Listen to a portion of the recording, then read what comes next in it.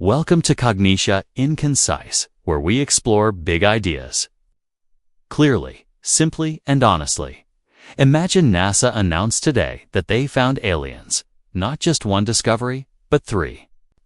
Bacteria on Mars, strange alien fish in the oceans of Europa, and ancient alien ruins on Titan.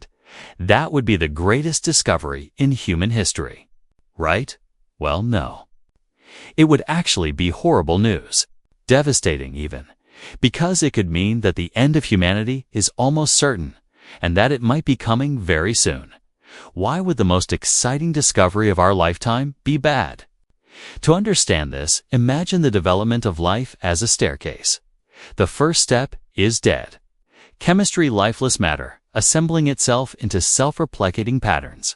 Stable enough to survive, but flexible enough to evolve.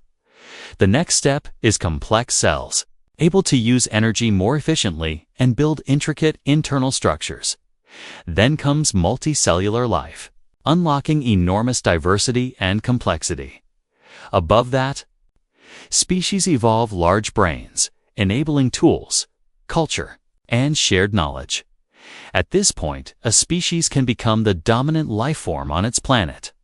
It reshapes its world to fit its needs and begins making cautious attempts to leave its home planet. That's where we are now. Life spreads. It fills every niche it can reach. And since planets have limited lifespans and resources, any species that wants to survive long-term must expand beyond its home world. First, it colonizes its own solar system, then nearby stars, and eventually, perhaps, the entire galaxy. This logic should apply everywhere. There are up to 500 billion planets in the Milky Way, at least 10 billion Earth-like worlds. Many of them are billions of years older than Earth. So where is everybody? We should see something: signals, structures, evidence of galactic civilizations, but we see nothing. Space looks empty, silent, dead. That suggests something terrifying. Something is preventing life from climbing the staircase beyond our current step. This is known as the Great Filter, a challenge so extreme that almost every species that encounters it dies. There are only 2 possibilities. Either the filter is behind us or it's ahead of us. If the filter is behind us, then we already passed an almost impossible step. Maybe life itself is incredibly rare. Or maybe the jump to complex animal cells almost never happens. Or maybe intelligence is usually a failed evolutionary experiment, too costly, too fragile, too slow.